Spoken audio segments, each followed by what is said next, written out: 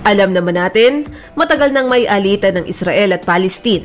Pero, paano nga ba ito nagsimula?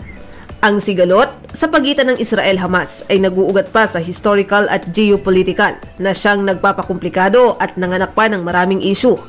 Ang kaguluhan ng Israel-Palestinian ay dahil sa struggle sa pagkontrol ng teritoryo, kung saan parehong panig ay may malalim at madalas na magkasalungat na mga kwento. Narito ang ilang mga dahilan na maaaring pinagsimula ng alitan.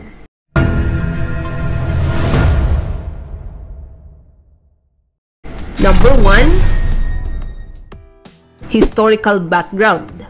Ang hidwaan ay matitrace noon pang late 19th at early 20th centuries, kung saan ang Jewish immigrants inspired ng Zionist movement ay nagsimulang manirahan sa Palestine, na dati ay parte ng Ottoman Empire. Sa paglipas ng panahon ay lumaki ang tensyon sa pagitan ng Jewish immigrants at sa mga Arab. Number 2. British Mandate. Matapos ang ikaunang digmaang pandaigdig, ibinigay ng League of Nations ang mandato sa Britanya na pamahalaan ng Palestine. Sa panahong ito, lumalakas ang pagdating ng mga Hudyo na nagdulot ng mas malalim na hidwaan sa pagitan ng mga Jews at ng mga Arabs. Number 3. United Nations Partition Plan, 1947. Noong 1947 ay iniharap ng United Nations ang isang plano ng paghahati para hatiin ang Palestine sa magkakahiwalay na estado para sa mga Hudyo at mga Arabo, at may international administration para sa Jerusalem. Tinanggap ito ng mga pinuno ng mga Hudyo, pero tinanggihan ito ng mga pinuno ng mga Arabo na nagdulot ng karahasan at ng digmaang Arabo-Israel noong 1948. Number 4. Pagbuo ng Israel, 1948. Noong May 14, 1948, inihayag ni David Ben-Gurion, unang Prime Minister ng Israel, ang pagtatag ng Estado ng Israel.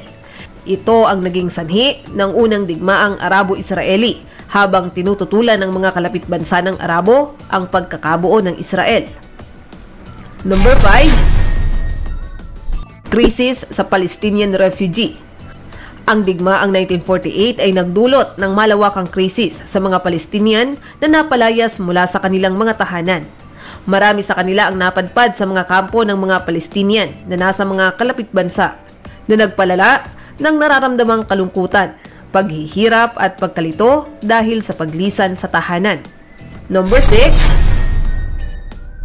Six-Day War, 1967.